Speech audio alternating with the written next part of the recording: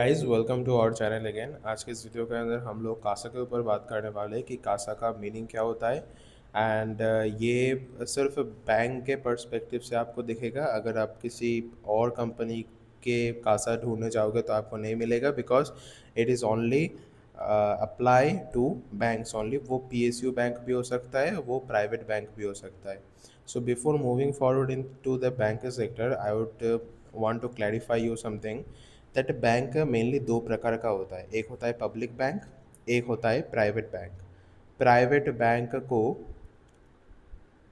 मतलब इंडिया के अंदर प्राइवेट बैंक ही ज़्यादा बड़ा है। आप मान सकते हो H D F C, Axis bank, then आप ICICI बैंक, देन आपका Kotak Mahindra, Yes bank.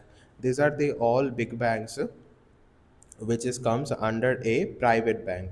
And PSU bank का मतलब होता है पब्लिक सेक्टर का बैंक जो होता है उसको बोला जाता है PSU बैंक, जो गवर्नमेंट के द्वारा ओन कर जाता है, ओन किया जाता है। Like State Bank of India, like Bank of India, like Bank of Baroda, ये सब चीज़ स्टेट बैंक के थ्रू ओन किया जाता है। That is why they are come under PSU bank sector.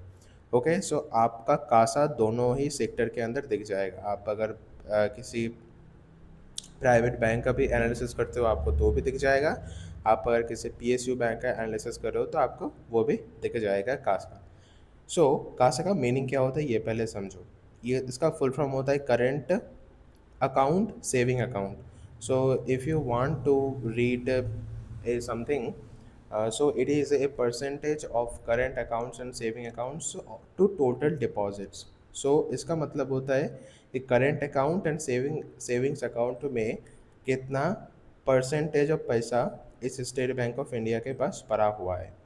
सो कासा जितना बढ़िया होता है उतना अच्छा। अब आपके दिमाग के अंदर क्वेश्चन आएगा क्यों, तो उसका आंसर मैं बताने वाला हूँ। सो ध्यान से सुनो।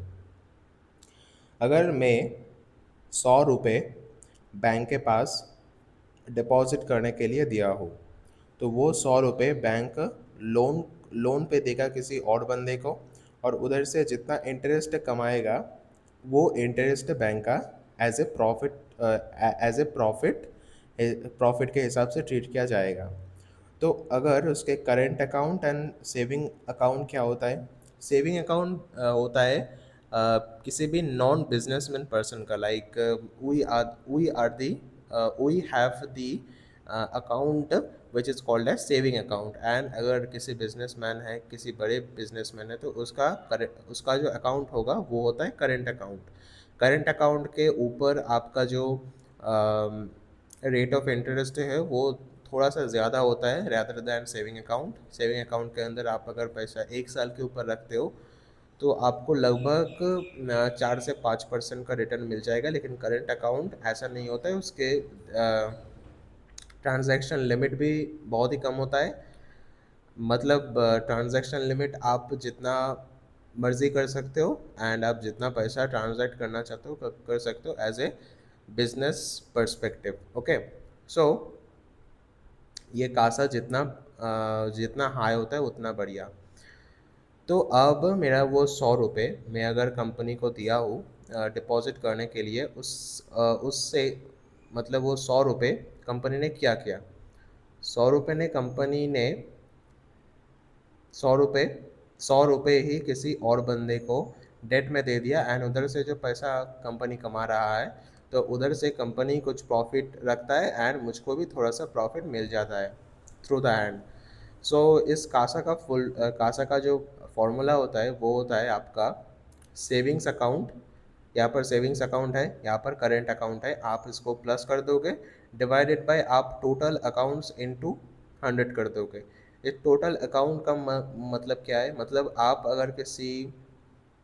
अगर आपका पैसा एफडी में रख रहे हो तो वो आ जाता है as under the total account. Okay, so मान लो अम, किसी भी बैंक का जो करंट अकाउंट है वो मान लो है 20 करोड़, एंड सेविंग अकाउंट है वो मान लो है 30 crore. So current account plus saving account कितना आ गया? 50 करोड़, डिवाइडेड बाय आपका आ गया current account plus saving account plus आपका जो एफडी है वो। मान लो एफडी है 10 करोड़, तो 20 करोड़ 30 करोड़ एंड 10 10 करोड़, कितना आ गया 60 करोड़। तो 50/60 करोड़ इंटू 100, तो आपका लगभग आप अगर कैलकुलेशन करोगे तो आपका आ गया 500 डिवाइडेड बाई 6। तो उस कंपनी का जो कासा आ गया वो आ गया 83। सो आई होप आपका कैलकुलेशन समझ आ गया। तो है मेनली कासा के ये है मेनली कासा। एंड आप बस यही चीज़ दिमाग के अंदर रखो कि जितना बढ़िया कासा होता है उतना अच्छा होता है। ओके। सो ये अगर आप किसी प्राइवेट सेक्टर वाले बैंक के अंदर देखना चाहते हो लाइक HDFC बैंक, 34 आपको दिख जाएगा। आप अगर ICICI का देखना चाहते हो 41 आपको दिख जाएगा। कोटक का अगर आप दिखना चाहते हो 42 आपके सामने आ जाएगा। बैंक ऑफ इंडिया,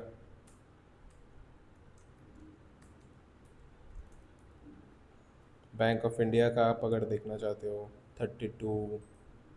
देन ऐसे आप रिसर्च कर सकते हो। हमारे इंडिया के अंदर जो निफ्टी बैंक है उसके अंदर टोटल 12 बैंक आता है।